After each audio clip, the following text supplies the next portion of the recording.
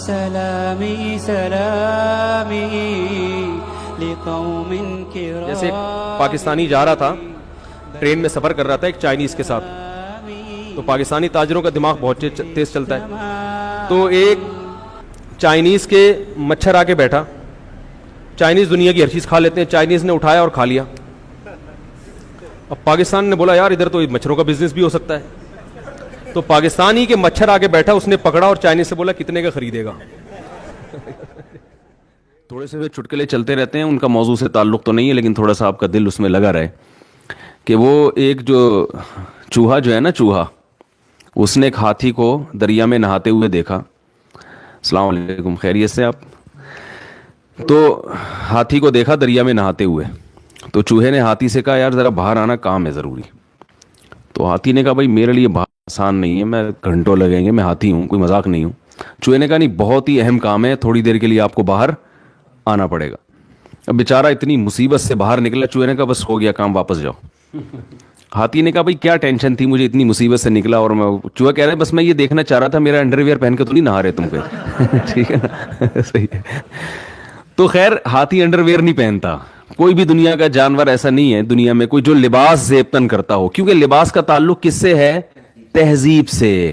انسان ہمیشہ سے لباس پہنتا آیا ہے, یہاں تک کہ قرآن مجید میں اللہ نے فرمایا ہے کہ جب آدم علیہ الصلاۃ والسلام سے خطا ہوئی ہے جنت میں, تو اس خطا کے بدلے میں اللہ نے جو سب سے پہلی سزا دی, ان کا لباس چھین لیا. حالانکہ وہ دونوں میاں بیوی تھے, حضرت آدم اور حوا, لیکن ان میں اتنی حیا تھی کہ فتفقا یخصفان علیہما من ورق الجنہ, کہ جنت کے درختوں کے پتوں سے اپنے جسم کو ڈھانپنے لگے. تو پہلے دن سے اللہ نے انسان کے مزاج میں اور انسان کے فطرت میں کیا رکھا ہے؟ تہذیب. لباس کا تعلق کس سے ہے؟ تہذیب. ایک جاہل پیر تھے, جاہل پیر ہوتے ہیں نا اپنے مریدوں کو بس کھانے کھلانے کی ترغیب, انہوں نے کہیں کدو کی فضیلت پہ بیان کیا. کس پہ بیان کیا؟ کدو کی فضیلت. نبی صحیح حدیث ہے کہ رسول اللہ صلی اللہ علیہ وسلم کو لوکی اور کدو جو ہے نا یہ بہت پسند تھا, یہ صحیح حدیث ہے.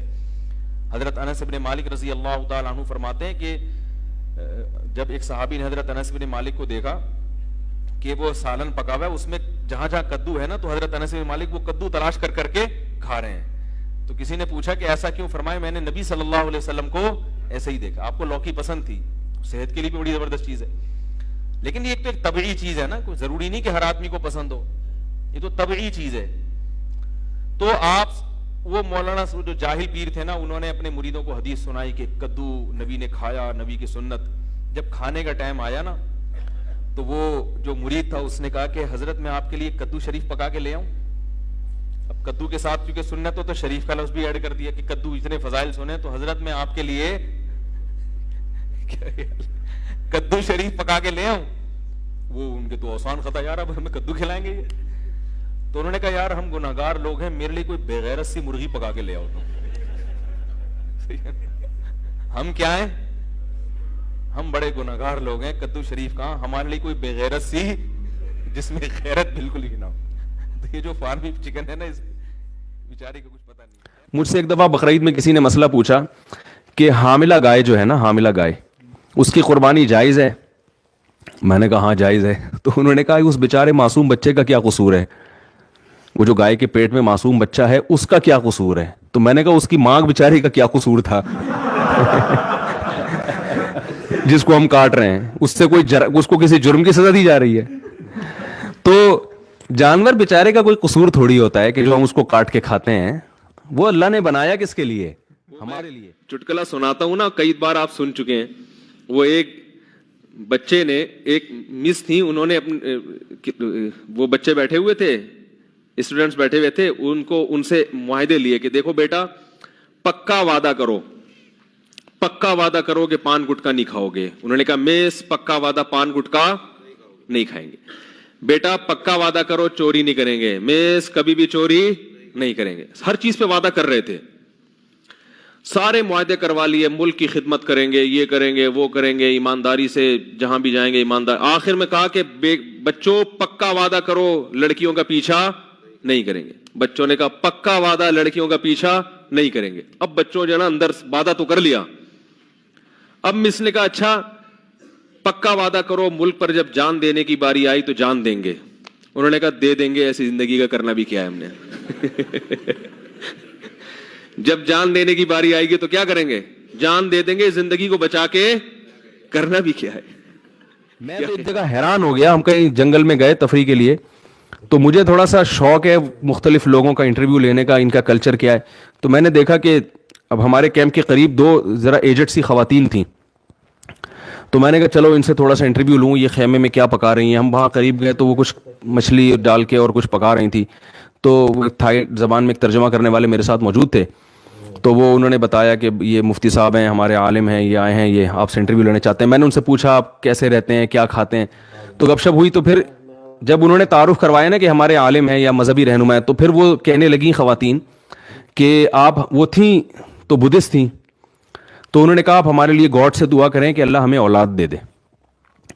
تو میں نے کہا یہ دونوں لیڈیز کے اولاد, یعنی شاید ہمیں سے مراد ہو, ان کے میاں کہیں اور رہتے ہوں گے, دونوں کی اولاد نہیں ہوئی. تو میں نے کہا کہ وہ کیا مطلب آپ دونوں کے, یعنی شوہر کہاں ہیں؟ تو پتہ چلا کہ یہ ان کا شوہر ہے اور یہ کیا ہیں. تو میں نے ان کو, ویسے وہ اردو سمجھتے بھی نہیں تھے, میں نے تھوڑا مزاق کیا, میں نے کہا اسی وجہ سے تو اولاد ہو نہیں رہی. بھائی اولاد کے لیے ایک کا عورت ہونا تو دوسرے کا مرد ہونا, یہ تو دونوں فرشتے بھی کنفیوز ہو رہے ہیں کہ یار یہ کیا مسئلہ ہوا کیا ہے.